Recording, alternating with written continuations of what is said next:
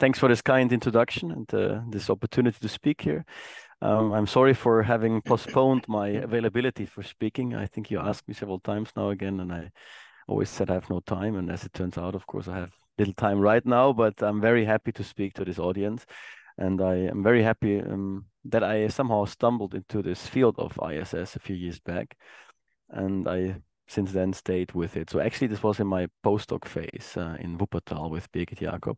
And somehow soon after, I think we got into more contact, and I'm still enjoying this. And as you said, I enjoy this particular from, say, more functional analytic viewpoint, but nevertheless, I'm always curious to read anything that that relates to this without that view. Okay, today is actually somehow slightly different to what people may have seen me talking on ISS before, because the focus is not on ISS actually, and if I'm not mistaken, my slides don't even contain the word ISS. The relation is there, and I will talk about this later. But the main actor today is BIBO stability, so bounded input, bounded output, which I think is, I guess, even more classical than ISS in the control theory communities. I just come back from university where we have an intensive week on systems theory right now with Stefan Trenn, where we also have a project on BIBO stability for master students. So this is something I think every control theory or mathematical control theory student has seen in their, say, curriculum.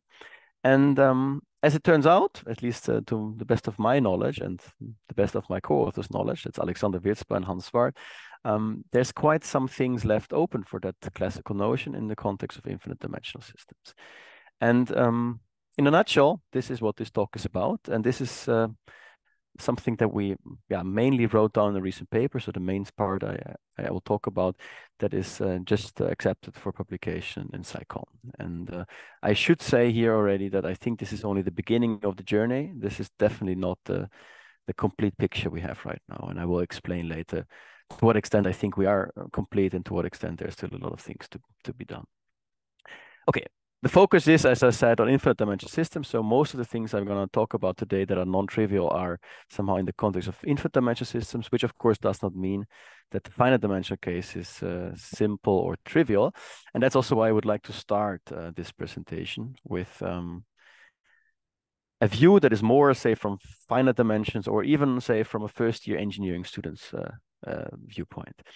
And this is something that we encountered quite a bit while we were lecturing, that there is quite some misunderstanding about the BIBO stability, even on this very simple level. So let's for a second consider a very simple LTI system that is described by a mapping U to Y. So U is the input, always Y is the output.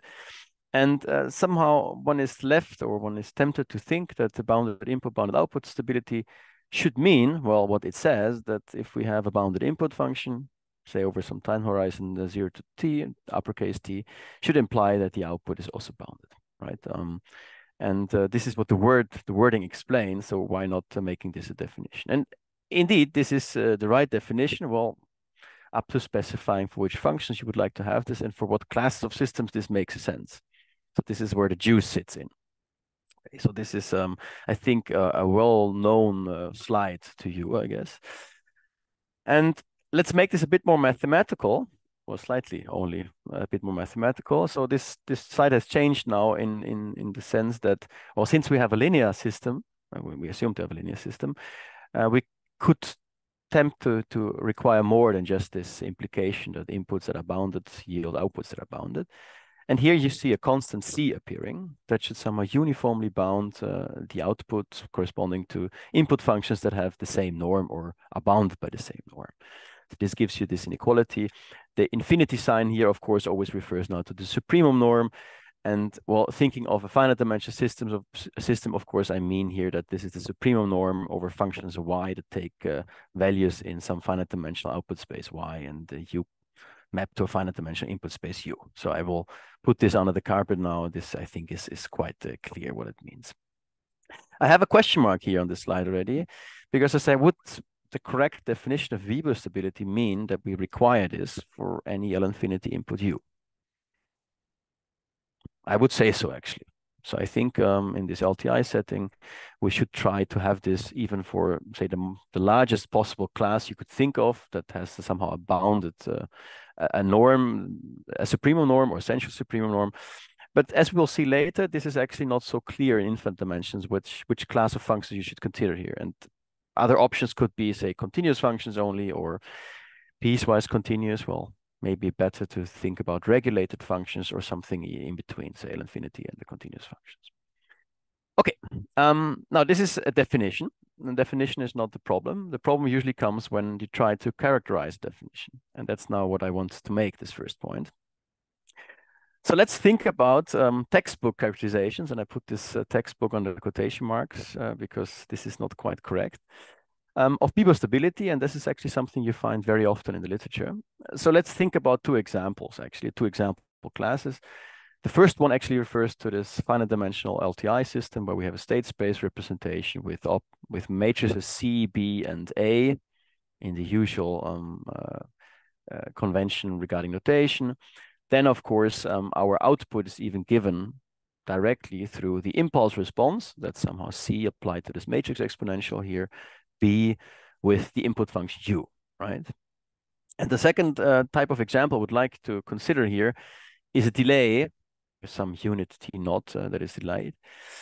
And of course, the picky persons here in the audience would say the second example is already an infinite dimensional one. Well, I would say yes and no. In some sense it is, in some sense I think it's a very special and simple infinite dimensional example. So let's think of this for a moment as being finite dimensional. Now this is the mentioned textbook theorem. This says that an LTI system given in this convolution form where H is the impulse response is BIBO stable if and only if H is an L1 function. Now, you see, I forgot here the overlay because that's something I wanted to reveal only after a second. That's not it. That's not true. And where's the problem? Well, the problem lies not in the if, but in the only if. So it's quite clear if you look at the convolution with an L1 function and you think of U being an L infinity function, then by Young's integral inequality, you indeed get that H star U in the infinity norm is bounded by the L1 norm of H times the L infinity norm of U, right? This is not very difficult to see. However, if you abstractly assume that you have a BIBO stable system, say an LTI system, then it need not be the case that H is an L1 function in order to have it BIBO. And the example actually stands right in front of you. That's the second one. Obviously, the impulse response of delay is just a Dirac at T naught. And well, strictly speaking, this is for sure not an L1 function.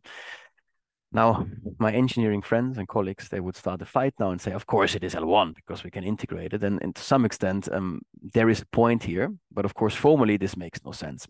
Mathematically, this is simply wrong. But there's more about that. And actually, it came to me as a big surprise that, well, this is written down as I formulated here in many textbooks, actually. But it took until this 2020 paper by Michael Unser, who I think got quite upset with all this mix of precise or imprecise notation, who wrote an article on BIBO stability where he tried to clarify on exactly this issue. Now the question is now, what is the right characterization here? So what could you do? And now this should work now. One first attempt to solve this is to say, well, we include those direct functions, or actually, let's phrase this as measures. Then, of course, we have all these delays included, and at least in that sense, there is no problem. Of course, I mean, you should take linear combinations of these delays, of these Dirac measures. Otherwise, I mean, of course, you can again construct some counterexamples. And one even should take some kind of closure here of this span in order to have all possible functions that you would have. And then the question is, of course, what type of closure you take here, what type of completion. Well, eventually this will bring us to the statement. I can say this here already. Unser actually proved in his paper that for a class of LTI systems that are given by such convolutions with a general distribution, one can show that this is BIBO stable if and only if this H is a measure of bounded total variation. So that's the right statement that should stand here. In a way, this is a bit subtle, and I will try to explain why this is subtle in the coming slides. Okay, so what is the point here? Take home message, this if and only if is simply wrong. And if you want to make this correct, then you should say here that H is a measure of bounded total variation. And this includes, of course, these Dirac measures and combinations thereof. Right, so what do we want here now? We want instead, so we would first of all clarify on this, say, even finite dimensional case. Well, to some extent, I just gave you the correct characterization. But more importantly, we would like to generalize this concept of BIBO stability to infinite dimensions. This, first of all, asks for a proper definition. And second, what is the correct characterization in the sense we have just seen? Well, if we go back again here, well, some people may say already, well, it should be the same characterization as you just said, because H here need not be a rational function or need not be something very special. This could also refer to an infinite dimensional system. And well, yes and no, this is somehow the intuition that is correct, but this is something we have to show, and we're going to show this. Okay, this is the aim for the rest of the talk, actually. And as I said, even in the finite dimensional case, which you don't really see in the characterization I've shown you before, this input-output characterization of BIBO stability is subtle.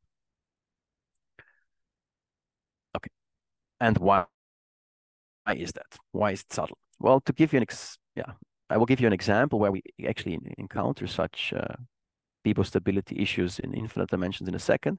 But before, let me mention something. I did not write it down on the slide.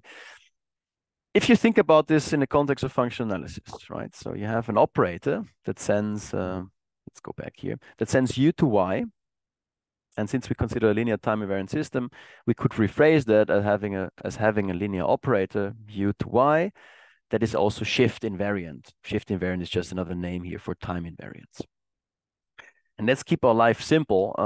Let's say this is all the functions u are defined on the whole real axis and the functions y are defined on the whole real axis. And let's assume even that this is a CISO case, so that the input space is R and the output space is R2. So this is really a mapping from, say, L infinity to L infinity, for which we assume that it's linear, bounded, and shift invariant. Now you could ask, is such an operator always of the form of a convolution, H star U? And that's tempting to believe, because if H, say, is an L1 function, or H is a measure of bounded total variation, one can see quite quickly that this indeed gives you such an operator. Unfortunately, the statement is wrong in general. So there are shift invariant operators on L infinity, bounded linear operators, which do not have this form convolution with some measure H. So that's something you cannot use. And these examples are known for quite some time. And if you want to see such an example, this is some kind of Banach limit. You find this in Graphico's book, for example. So that's a path we cannot take. So we cannot simply say that from the definition of an LTI system, it follows already that we have in general such a form H star U as our input-output mapping. And this shows why even in the linear case, this question is not so easy than one would think on the first glance. Okay, I'm sorry for not having this put on my slide. I just came to my mind. I think it's very useful to make this comment. Okay, but last but not least, I should convince you that this BIBO stability is of some use. And well, I guess some people here in the audience, they have seen BIBO stability, at least for finite dimensional systems, in action, and they are convinced of the usefulness of it. But I will try to give you another example in infinite dimensions, where we encountered this BIBO stability actually without knowing beforehand that this is the right notion to look at. And that's the following example. So some people here may have seen me talking before on funnel control. Then I'm sure you have seen this picture. So I apologize for repeating this example, but I think it's something that really has to be said here in the context of this talk. So what we have here, what we see here is an example of an ODE PDE system, so a coupling, which we try to control in terms of so-called funnel control. I will not say much about funnel control, but I will say in a second what this roughly means. Before, let us consider the system I have shown you here on this slide. So this is a model of a one-dimensional model of a cart that has a water tank on top of it, or some liquid tank. It doesn't matter whether it's water or not. And the goal is to let this cart follow a prescribed trajectory, a position. This is the y you see here in this plot. And the only control variable you have is this input u, and that's the force acting on the card. Of course, this is not a rigid body. Otherwise, this would be rather simple. But next to, say, this rigid body dynamics you have from just shifting this card back and forth, we get some infinite dimensional dynamics here due to the water moving inside the card.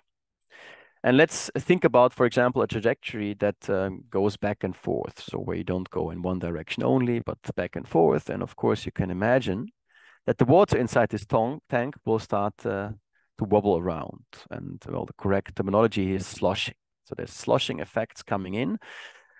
Well, we assume here that we don't move too quickly back and forth, because otherwise, I mean, you could get some splashing and things that water does quite chaotically that we would like to avoid. So let's think about this card being moved rather slowly. And then this dynamics coming from the water, they are infinite dimensional.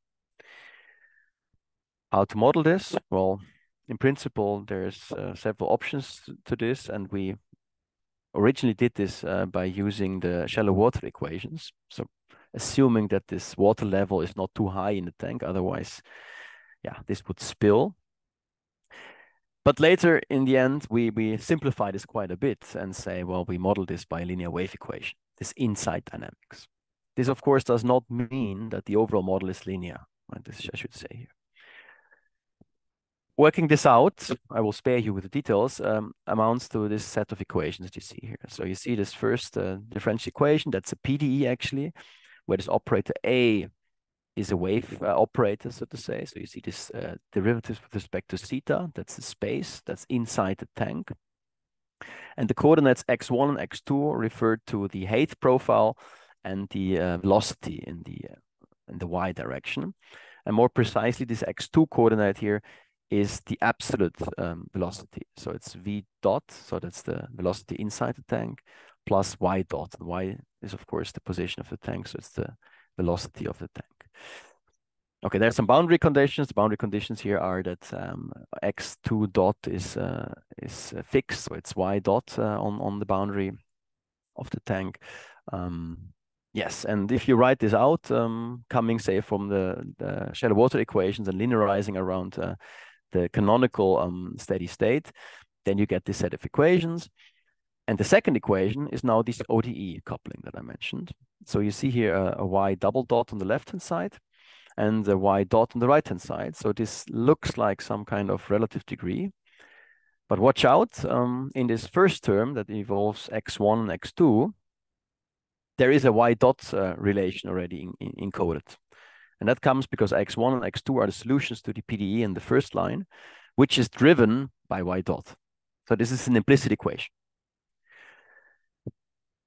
The rough picture is that this first term on the right-hand side of the second equation is nothing else than an operator T, nonlinear operator, acting on y dot. Because everything else, x1 and x2, follows completely from y dot once we have fixed the boundary initial conditions. So this is why I would call this a relative degree 2 system here, because you have this y double dot on the left-hand side and the y dot on the right-hand side, where the y dot enters in a nonlinear fashion and in an infinite dimensional setting. So this y dot is subject, or is the input for this linear PDE. This spits some output out, which is actually, you see my mouse, I hope, which is evaluated here at the boundary points, theta 1 and theta 0. So this amounts to some boundary observation even. This is an unbounded operator if we model this on, say, L2 spaces. And so this is a coupled ODE PDE, where the PDE actually is even a boundary control system. Okay. Our goal was to steer this card according to a prescribed trajectory y. And we would like to use the U for that. And how would we like to use that? Well, that's now funnel control. So we give ourselves a yref with maybe some kind of smoothness that we assume. I'll do this in the next slide. And we look at the error from the reference signal to the original output y that we can measure. And based on that, we'd like to set up a controller, U, that takes into account this error and its derivative. Now, this is a complicated formula, which actually misses some details. So there's some gains K1 and K0 here that in turn depend on T, the error, and the derivative of the error, and here only on the error itself. These two functions, K1 and K0, they're not very complicated. I mean, they should be found, but they should be found in a fashion that if the error gets large, then this should give you a large gain, right? So this is in a way a high gain control, but adaptively in the sense that depending on the error. And we would like to do that such that the error in the end remains in a prescribed performance funnel. That's where the name funnel stems from. So you say, I would like to construct this U in such a way that my E will eventually remain in a prescribed funnel that has some opening at, say, infinity, but becomes smaller, say, eventually. Right, I will not write this all down here. This is a talk on its own on funnel control. It's not the same as tracking, I should say. We have this performance funnel that we would like to reach, and this performance funnel that's somehow arbitrary. You can make this smaller and smaller, but this influences, of course, the choice of this K1 and K0 gains that we have. Long story short, this is a theorem now. If this operator T that you saw on the previous slide, if that's BIBO, as a mapping that sends Y dot to T of Y dot, then funnel control works for any reference signal Yref that is sufficiently smooth. Okay, this is of course a very shorthand notation for the theorem we have. Well, the theorem actually is a well-Posner's result that says this nonlinear controller for this nonlinear system gives you a well-defined global solution, and the solution remains such that the error is in this predefined performance funnel. That's the statement. You talk about, of course, solvability of a PDE, so you have to specify what solutions mean. Well, actually, we mean here strong solutions. And we can prove strong solutions, which is a bit funny because funnel control usually only allows for these Kerr-Theodori solutions. Okay, this is a theorem that I proved together with Thomas Berger and Mark Buche some years back. And well, the goal there was to apply funnel control to this very system. And as it turns out, that the very crucial property to check is that this operator T is BIBO. And this paper is whatever, 10 pages or 8 pages, and 4 pages is only the proof that this T is BIBO. And this boils down even to the question whether a linear boundary control system is BIBO. And the only proof we could produce is a proof that somehow asks, if you have a certain transfer function of such a linear system, what can you say about BIBO stability? And then there's a lot of calculations. And somehow we proved, well, that's what we proved, that this impulse response corresponding to this transfer function is a measure of bounded total variation. Now, this was the starting point of the question, well, when can we say in general when a system is BIBO stable? And this question triggers me until today. And this has started the research I would like you to present. Before I do so, a few remarks on this result and other examples that we have now. The infinite dimensional dynamics of the previously shown example come from a hyperbolic PDE. Well, a 1D wave equation is rather simple. And this adds some complexity to the problem, because if this wasn't a hyperbolic PDE, but some kind of parabolic one, then things become a bit easier. And we actually also have a more practical example where this ODE PDE coupling is done with a parabolic equation that's a tubular reactor, and then this is included in a recent note with Anthony Hastir, René Hosfeld, and Alexander Wierzba. Oh, there's a typo. I'm sorry, Alexander, if you're listening, in your name. That's one comment I would like to make. The other one is that in this wave equation, that somehow was hidden in this operator A here, you see this right lower corner, this 2 mu. I didn't say anything about that before.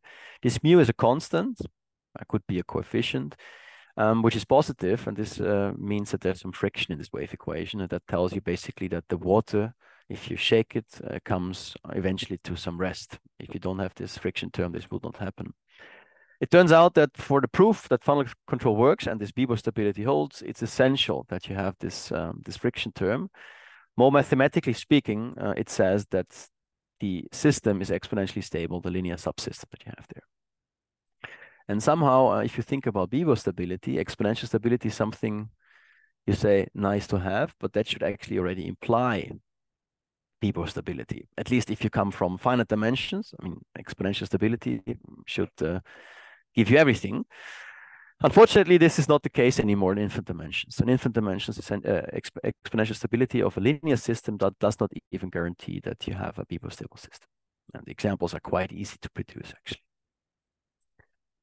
Okay, the last comment here is that this observation that BIBO stability of this operator T that we have here, that this is crucial to prove that funnel control works. Actually, this is in some sense already visible in the very old papers on funnel control, and the original paper where this was established is by Ilchman, Sanguin, and Ryan from 2002.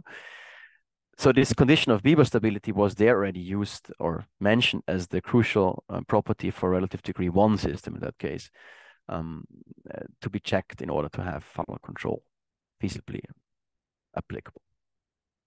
Right. Okay. But let's now come to well, the actual new results. So in order to phrase this properly, I need some background, and I don't know if everybody here has this background. So unfortunately, I have to face you with a bit of notation now and a bit of operator theory. That's the language we would like to speak. So we would like to consider now linear systems represented by system nodes, and that's of course a classical object, but nevertheless, let me go through the details. So this is in some sense an ABCD system. The problem in infinite dimensions is that you cannot always really separate between the C and the D operator, so you have to keep them in a way together. Yeah, for theoretical reasons, but this can even be explained practically. This adds a little bit of complexity to this explanation. So where A in this case is a generator of a strong continuous semigroup, so that means you can make sense basically of a generalization of your matrix exponential. B and C are operators that should even allow for boundary control, and that means we have to allow for unbounded operators B and C. Now here I say bounded, well, bounded in the correct norms. So B is an operator that maps to an extrapolation space of the state space X. This is X minus 1. And C is an operator that maps from a subspace of X only, with the graph norm, say, of the operator A, to the output space Y. And in these two normed spaces, or these Abana spaces, these operators B and C should be bounded. So this is more general or weaker than assuming that B was bounded from U to X and C was bounded from X to Y. And in the end, we are really interested in the case where we have here unbounded operators in that sense. So in the case where those were bounded, a lot of things from finite dimensions carry over, not all, but most of them. Finally, so our system node is now characterized in our setting here by the operators A, B, C, and not the D, but instead the transfer function that somehow is given that encodes the D implicitly, if the D exists. And that's an analytic function defined on a half plane. This is C subscript omega T, and this omega T is here the growth bound of the semigroup to the space of bounded linear operators from U to Y. And this function G should be analytic and such that this, you could say generalized resolvent identity holds, you see there. And in a way, this is just a trick, because if you forget about the beta term here, if you throw out these beta terms, then somehow you get back what you think is the transfer function. It's C applied to the resolvent times B. The reason why you have to write this like this is the problem arises here from these operators B and C, that they would not be mapping to the right spaces to make sense of C applied to the resolvent times B. By doing this trick here and by applying the resolvent identity, you indeed get here a well-defined object. And once you have such a function G that satisfies this identity, you can say that any other function that satisfies this identity only differs from G by a constant, additive constant. So an additive operator, a constant operator in LUY. Okay, having this as our G, we can now indeed say what the C and D operator is, and this is this extended output operator here. This is defined in a certain clumsy way, but this, resolves the issues that we have from the unboundedness of B and C by applying C to this difference of X minus this resolvent applied to BU, and then adding this G beta again. In the case where B and C are bounded operators, this somehow simply gives you C applied to the resolvents times BU plus DU. There's no difference. Okay, this operator has a domain such that this is well defined, and that's say the maximal domain you can have. Okay, if you feel uncomfortable with this notation here, then it's enough to take from this slide that the B and the C operators are unbounded, and this comes with certain technicalities when you write down the transfer function. Let's put it like this. However, by this approach, we always have the transfer function given when we study a system. And if we think about BIBO stability now, of course, it's tempting to say, well, if this transfer function has an inverse Laplace transform that we could call the impulse response, well, isn't that the guy we have to look at in order to define BIBO stability? Well, we're not quite there. Right. One more thing I have to invent here, or I have to introduce here, is a solution concept for the system nodes in order to talk about the definition of BIBO stability. So we say that the triple U x y, those are functions from the interval 0 infinity to, well, U times x times y, the input space, the output state space, and the output space. If, well, certain canonical properties are satisfied, U is a continuous function, X is a continuous differentiable function, and Y should again be a continuous function in the correct spaces. If second, this XU vector as a function in T is an element of this C and D operator domain, right? So this enables us to apply C and D to this XU vector. Now, this enables us, of course, to make sense of the equations that you have seen on the previous slides. So those equations up here in a pointwise fashion, and then we say we have a solution if these equations are satisfied pointwise for any t, right? Makes sense to call this a classical solution.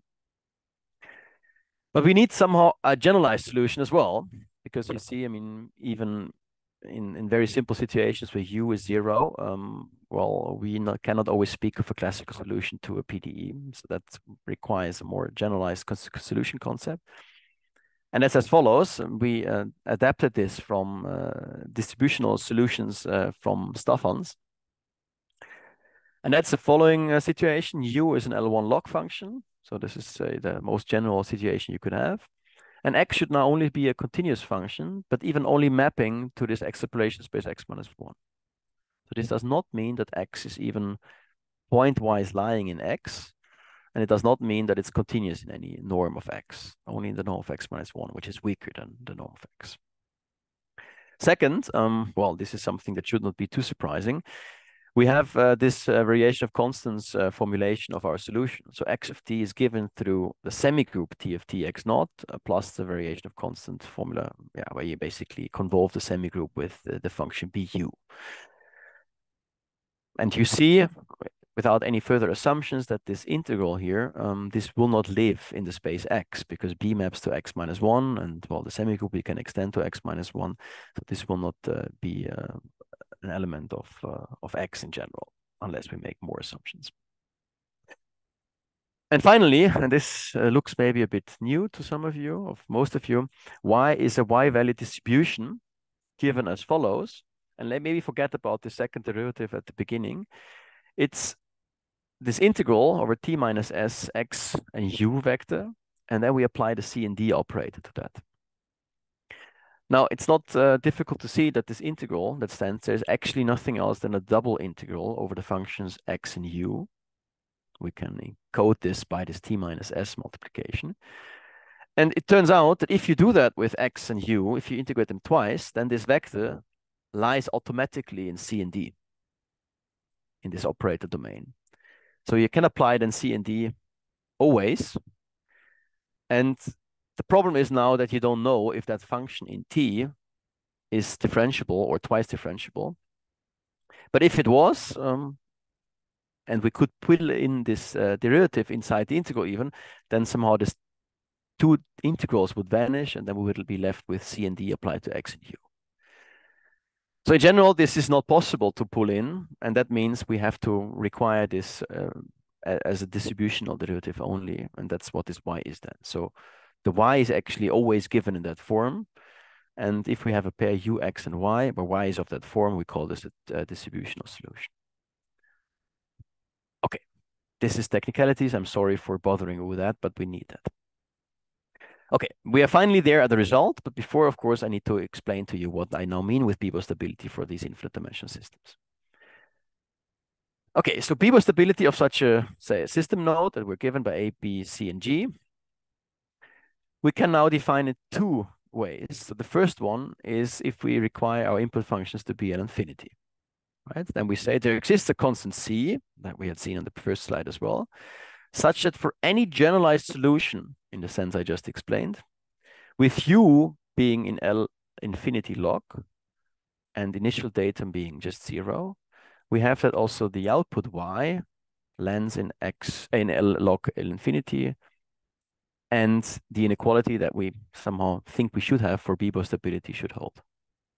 Right? So with these two assumptions on U and Y, we can make sense of these norms that you see in the inequality. And well, BIBO stability then simply means this inequality holds true for any L infinity function U and this constancy. Okay. The second possible definition, that's somehow the minimal one, we require this only for C infinity functions, U, instead of L infinity. So I could do this for continuous functions. Let's do this even brutally for any smooth function U. And then the nice thing is that we can restrict our viewpoint to classical solutions only. So for the second definition I gave you here, there is no need to define these generalized solutions even. So that hopefully comes nice to some of you, because then you can say, oh, I can forget about these distributions again. So I define my BIBO stability only for smooth functions. Okay, so nothing has changed basically, except for replacing now U being L infinity by U being C infinity, compactly supported, and requiring that the Y, the output, is now a bounded continuous function so that we can make sense of this inequality 1, right? This is it. Okay, the C we could call now the BIBO gain or whatsoever, but well, we just say this exists. Now, the first question, of course, that comes here is how do these two definitions relate to each other? And this is an answer to it.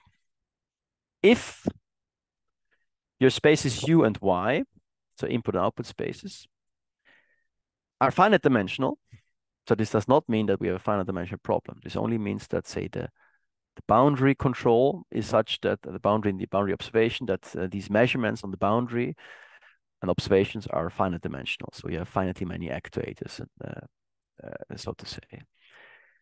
If this is the case, then the C infinity BIBO stability holds if and only if, well, the statement that I mentioned at the very beginning of this talk is true, namely that you have a measure of bounded total variation, H, such that the Laplace transform of this H equals your transfer function.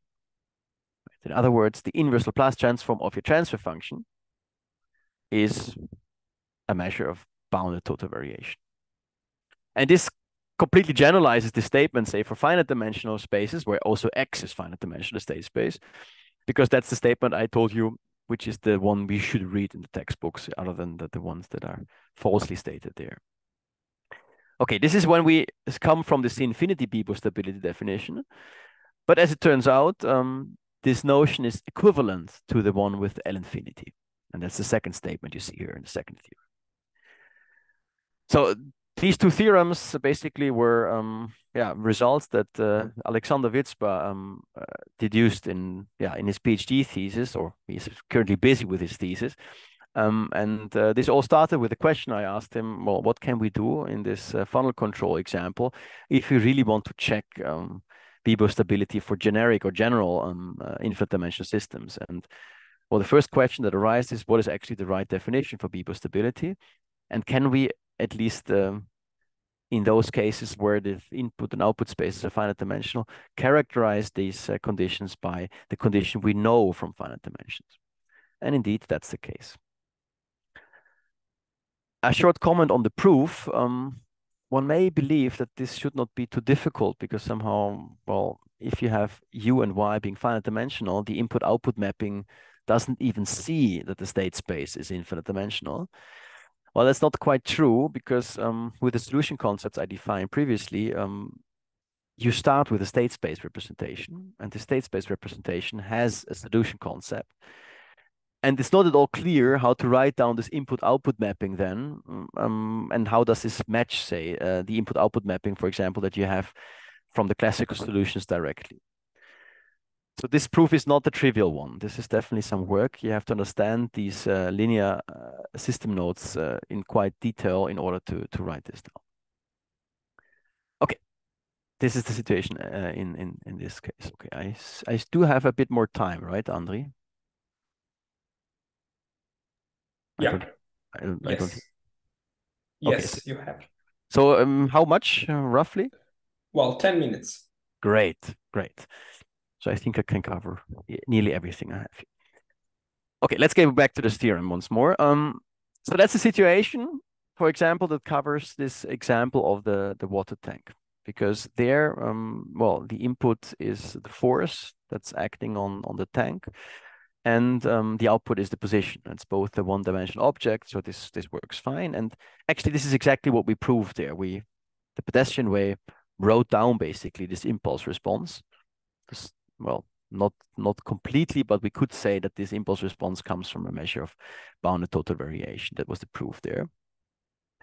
And as I said before, proving this is extremely difficult in general.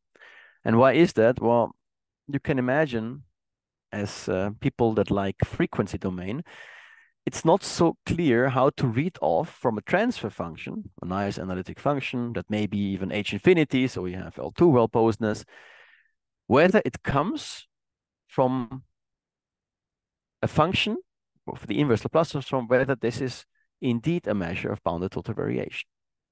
And if you browse the literature on this for infinite dimensional systems, there's hardly any results. I know there's one paper by Jonathan, who's also in the audience, I think, who did this for, say, a coupling of delay systems with finite dimensional systems, and then you get somehow transfer functions where you have exponential terms in your rational functions for the transfer functions, and you can ask again the question: when does this come, say, from the Laplace transform of an L1 function, for example? But other than that, there's hardly, at least to my knowledge, any result in the literature that tells you this. And that's not so surprising, because the transfer function is nice if you think about H infinity, and that H infinity somehow is nice in the context of L2 functions in the input in the time domain. But the L infinity functions, this does not really go well with each other. And a more general argument why this is difficult is there's an interplay here between the L infinity norm and, for example, a Hilbert space, typically if the state space comes from Hilbert space. And these two objects, they don't go too well with each other. And that's why it's very difficult to characterize in other ways this property that your transfer function is the Laplace transform of a measure of bounded variation, a total variation. So until today, I would say, we don't really have a good handle on a nice working characterization other than the one here that you could use in examples to show that a certain system is BIBO stable. And that's somehow a holy grail to this date. That's where something we're really working on. However, in some situations, things are significantly easier. And one of these cases is if you have a respectral system. So what does this mean? This basically means, make this even simpler, that your generator A of your semigroup allows for a basis of eigenvectors, and your operator in the end, according to this basis, becomes diagonal with respect to that basis. And you can push this a bit more general, then you call this a respectral system if you map those basis vectors with similarity transformation. But let's think about this orthonormal basis case only for the moment. And if you assume that your eigenvalues of A indeed lie in the left open half plane, so that somehow you have some kind of stability for your system. And the following condition holds. So the coefficient sequences of Bn and Cn, so this means that our input space U and the output space Y is actually now one-dimensional, and we can, according to this orthonormal basis, identify our operators B and C with sequences Bn and Cn. If The following sum here is finite, so where we sum these bk and ck coefficients divided by the real part of the eigenvalues. If that's a finite value, then our system is L infinity BIBO stable. That's obviously, or not obviously, but it's very easily seen to be only a sufficient condition that is not necessary. And it's not satisfied, for example, in this water tank example. So it is something that I would say in practice hardly ever helps you unless you have a very, very nice situation. The proof of this is rather straightforward because somehow if you think about the impulse response and the L1 property of the impulse response, then somehow it's not so far away to get to this term here if you pull in absolute values into the integral. And that's how you prove this. But okay, this is a sufficient condition that can be applied in some situations. Another situation, this is sufficient conditions number 2, rests on the following lemma. This is also joint work with Alexander Wierzba, who did the main part of this research, I should say. If you have a system node of a special form, namely where the C operator is just the identity, so that you see here in the top line, and B is not just a random operator, but other than just mapping to x minus 1, we also assume here that it's an infinite time L infinity control admissible operator. I will not give you the definition here. I think many people in the audience know what admissible operators mean. Well, for those that don't, I should say that this is slightly more than assuming that B was just mapping to x minus 1. In many cases, this is not extremely more than just that. Then it follows that the system A, B, identity G is L infinity BIBO stable. And that proof is one line, actually. So this is homework for those that would like to play with these things. But there's an interesting consequence of it, and that's the corollary here of this lemma. If you have this result above, then you can say that any more general system node system, A, B, C, G, where your C operator is LP admissible. I'm sorry, this. Yeah, and the B operator is bounded, then the system again is L infinity BIBO stable. So there comes another type of admissibility in here, namely that C is an observation admissible operator with respect to the LP space. Again, I will not give you the definitions here. This is a well-studied notion in the context of infinite dimensional system theory. But now the strong assumption lies with B, namely we assume here that this is even a bounded operator from U to X. So in a nutshell, what this slide shows you is if B or C are bounded, then we get BIBO stability for free under mild assumptions on the other operator. And this is something that draws the line to admissibility, but not only admissibility, but also ISS. Because if you look at this lemma here, I could also replace the assumption that B is infinite time L infinity admissible by saying that the system AB is L infinity ISS. So we see here that under the assumption that the C operator is special here, namely it's the identity operator, ISS implies BIBO. And of course, well, the other direction does not hold, so you cannot say these things are equivalent. But as it turns out, in practical examples where you don't have B and C both being unbounded, you can get quite far by knowing a lot about the ISS property. So these two notions are definitely interconnected. And in particular, when you talk about parabolic equations, it seems that it's even more important to check the ISS properties of the B operator than the L infinity BIBO property of the overall system in practice. Okay, I think with that, I would like to conclude with the following two comments, which I think are rather straightforward to make. Everything I discussed now, not everything, but the last slide, holds only if the input spaces U and Y are finite dimensional. And at least mathematically, this is an annoying restriction. Practically, one can discuss this and one can debate whether it's actually fine to say, well, we can always restrict ourselves to say finitely many measurements and actuators. That is something that is done sometimes, this argument. But anyway, mathematically, this is not at all clear whether the same result holds that I showed you with the characterization of BIBO stability in infinite dimensional cases, U and Y. And I'm actually 100% sure that this is not true in general. As already, it's not clear whether this L infinity BIBO stability definition and the continuous or C infinity BIBO stability definition are equivalent in that case. So let alone the convolution representation. What is practically more annoying is the second bullet point here, that if you think about this, well, this example I shown you, this water tank that we try to funnel control, again here, with the sufficient conditions that I shown you, we cannot conclude this result.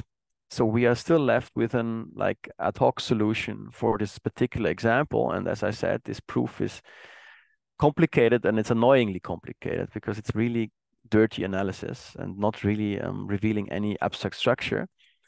And it's as bad as if we would change our steady state of this water tank example.